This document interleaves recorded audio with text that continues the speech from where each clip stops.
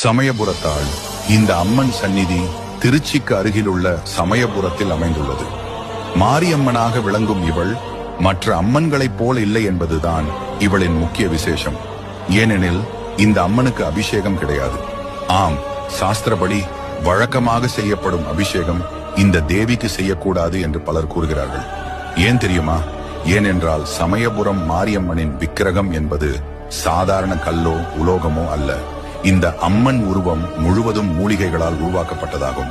அந்த மூலிகைகள் நனையும் போது அழியும் தன்மை கொண்டவை. எனவே அம்மனுக்கு அபிஷேகம் செய்வது இயலாத ஒன்று. அவளது உருவத்தை காத்து பாதுகாக்க அபிஷேகம் போன்ற எவ்வித ஈரத்தன்மையும் விலக்கப்படுகிறதாம். அதனால்தான் இவ்விடத்தில் உற்சவர் அம்மனுக்கே மட்டும் அபிஷேகம் செய்யப்படுகிறது. மேலும் மூலவர் அம்மன் எப்போதும் குளிர்ச்சியாக இருக்க வேண்டும் என்ற ஒரு நோக்கத்துடன் அந்த கருவறையை சுற்றி எப்போதும் நீர் சூழ்ந்திருக்கும்படி கோயில் நிர்வாகம் ஏற்பாடு செய்திருக்கிறது. அந்த நீர் அம்மனின் அருகில் ஒரு நித்திய குளிர்ச்சியை கொடுக்கிறது. கருவறையின் பின்புறம் அம்மனின் பாதங்கள் தனியாக அமைந்துள்ளன. பக்தர்கள் அந்த பாதங்களுக்கு மலர் சூடி தீபம் ஏற்றி வழிபடுகிறார்கள். கருவறையின் அந்த பின்பகுதி அது நிஜமாகவே புனிதம் நிறைந்த ஒரு இடமாகும். அங்கே யாரும் சத்தமாக பேசுவதில்லை.